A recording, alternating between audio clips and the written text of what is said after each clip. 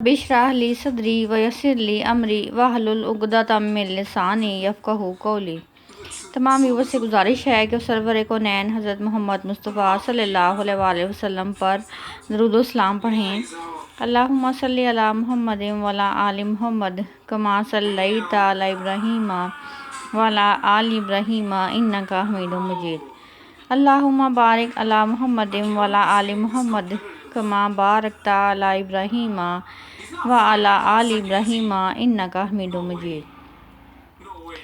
جھوٹ بولنا جائز نہیں ہے، یوں کہ اگر جھوٹ بولا جائے تو مزید کئی جھوٹ بولنے پڑتے ہیں اس جھوٹ کو چھپانے کے لیے، اور یہ کہ اس سے معاشرے میں بگاڑ بھی پیدا ہوتا ہے۔ مگر ہمیں نبی پاک صلی اللہ علیہ وآلہ وسلم کی ایک حدیث سے یہ معلوم ہوا ہے کہ 3 مقامات پر جھوٹ بولنا جائز ہے۔ وہ مقام جہاں پر جھوٹ بولنا جائز ہے، نبی پاک صلی اللہ علیہ وآلہ وسلم نے فرمایا صرف 3 جگہ پر جھوٹ جائز اور حلال ہے۔ ایک یہ کہ آدمی اپنی بیوی سے بات کرے تاکہ اس کو راضی کر لے، دوسرا جنگ میں جھوٹ بولنا، اور تیسرا لوگوں کے درمیان صلح کرانے کے لیے جھوٹ بولنا ہے۔ جامع ترمذی حدیث نمبر 1939 صحیح۔ ہمارا آج کا موضوع ہے قرآن پاک حفظ کرنا۔ بہت سے طالب علموں کی یہ خواہش ہوتی ہے کہ ہم قرآن پاک کو حفظ کر پائیں، نیز یہ کہ والدین کی خواہش ہوتی ہے کہ ان کا بچہ حافظہ قرآن بنے یا ان کی بیٹی حافظ قرآن بنے، مگر یادداشت کی کمزوری یا پھر وقت کی کمی یا پھر وسائل کے نہ ہونے کی وجہ سے وہ قرآن پاک کو حفظ نہیں کر پاتے۔ آج کی گفتگو میں ہم یہ بات کریں گے کہ قرآن پاک کو حفظ کیسے کیا جائے۔ اس کے لیے سب سے پہلے ہم سورۃ یاسین کو یاد کرنا شروع کر دیں، اور سورۃ یاسین کو ہم روزانہ پابندی کے ساتھ یاد کریں، تھوڑا تھوڑا سا کر کے یاد کر لیں، 5 آیتیں یاد کر لیں یا 6 آیتیں یاد کر لیں، جتنی بھی کسی کی ذہنی صلاحیت ہے، اور نماز فجر کے بعد روزانہ یاسین پڑھنے کی عادت ڈالی جائے، اس کو زبانیں یاد کر لیا جائے۔ پھر رات کو سوتے وقت سورہ ملک کو ہمیشہ پڑھنے کی عادت بنائیں، اس لیے کہ سورہ ملک مرنے کے بعد قبر کے اندر بندے کی حفاظت اور نجات کا ذریعہ بنے گی۔ رات کو سوتے وقت سورہ ملک پڑھنی چاہیے، اس کو زبانیں یاد کرنے کی کوشش کریں۔ اور سورۃ الرحمن، اسے اکثر سننے کی وجہ سے لوگوں کو یہ آدھی یاد ہو جاتی ہے، کیونکہ اکثر ہی لوگ اس کی تلاوت سنتے ہیں۔ اگر کوئی بیمار ہو تو مریض کے پاس اس کو سننے کے لیے ڈاکٹر بھی ہدایت کرتے ہیں کہ جہاں ڈاکٹری علاج ختم ہو جاتا ہے وہاں پر سورۃ الرحمن کام کرتا ہے، اور سورۃ الرحمن کے سننے سے ہی مریض کو شفا یابی مل جاتی ہے۔ اور اس کو سورۃ الرحمن کو یاد کرنے کی کوشش کریں۔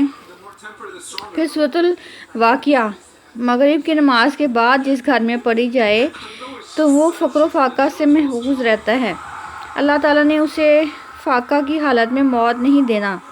مغرب کے بعد سورۃ یاسین، سورہ واقعہ، اور رات میں کسی ٹائم بھی سورۃ الرحمن پڑھیں، آپ کے گھر کے اندر مال و دولت کی برسات ہوگی انشاءاللہ۔ رات کو سوتے وقت سورۃ الملک، سورۃ المزمل پڑھیں، سورۃ المزمل کو یاد کرنے کی کوشش کریں، اور جب بھی آپ نماز پڑھیں 5 نمازوں میں اسے پڑھنے کی کوشش کریں۔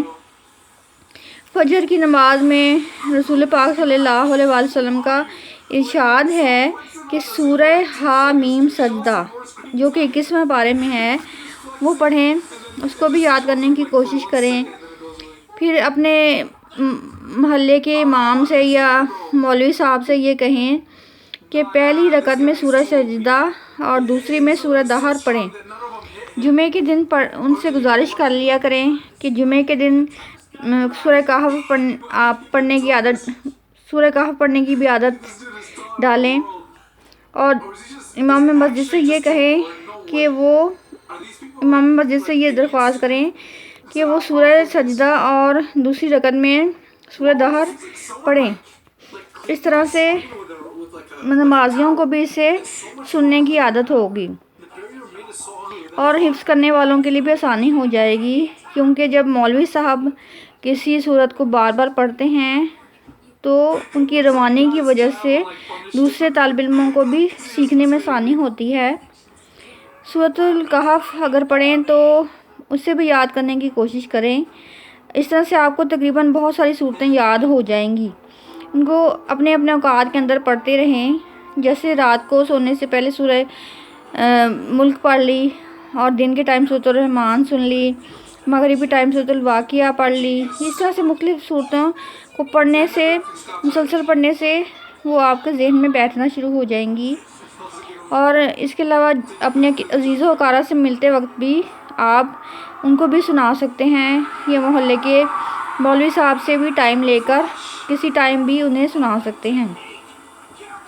جب یہ یاد کر لیں تو اپنے اندر مسلسل جستجو پیدا کریں، حوصلہ پیدا کریں کہ میں نے بہت ساری صورتیں تو یاد کر لی ہیں اور مجھے باقی قرآن پاک بھی یاد کرنا ہے، اور قرآن پاک کو یاد کر کے نماز کے اوقات کے دوران میں وقفے میں انہیں دہرائیں۔ تیسرے پارے سے آپ سبق یاد کرنا شروع کر دیں، سورۃ الناس سے لے کر پڑھیں۔ سورہ بقرہ تھوڑی تھوڑی کر کے زبانیں یاد کریں۔ سورہ بقرہ کی تلاوت سے جادو کے اثرات نہیں ہوتے، مال و دولت کی برسات ہوتی ہے۔ آدھا قرآن تو اس طرح سے ہی آپ کو یاد ہو جائے گا، پھر باقی بھی حوصلہ کر کے یاد کر لیں، اور ایک دو دعائیں بھی یاد رکھیں، خصوصی دعاؤں میں انہیں شامل کریں۔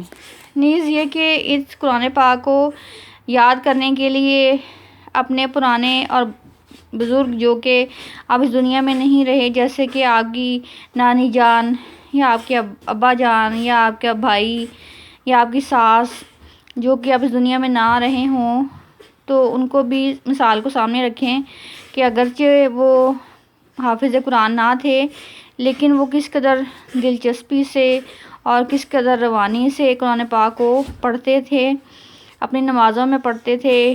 نیز یہ کہ اکثر وہ اللہ تعالیٰ کی یاد کے لیے قرآن پاک کو تلاوت کرتے تھے۔ ہمیں ان کی مثال کو سامنے رکھنا چاہیے کہ وہ دن میں گھر سے باہر نکلنے سے قبل قرآن پاک پڑھ کر جاتے تھے، تاکہ باہر جا کر اللہ تعالیٰ کی رحمت سے وہ محفوظ رہ سکیں اور دنیا کے ظالم تیر ان پر حاوی نہ ہو سکیں، کیونکہ دنیا میں اکثر ہی حادثے رونما ہوتے رہتے ہیں، اور ان تمام حادثوں سے بچنے کے لیے ہمیں اللہ تعالیٰ کی بتائی ہوئی تعلیمات پر عمل کرنا چاہیے کہ ہمیں تلاوت قرآن پاک پڑھ کر گھر سے جانا چاہیے۔ نیز یہ کہ جب ہمیں بہت ساری قرآن پاک کی آیات یاد ہو جائیں گی، صورتیں یاد ہو جائیں گی، تو پھر باقی قرآن پاک یاد کرنے میں آسانی ہو جائے گی۔ وآخر دعوانا ان الحمد للہ رب العالمین۔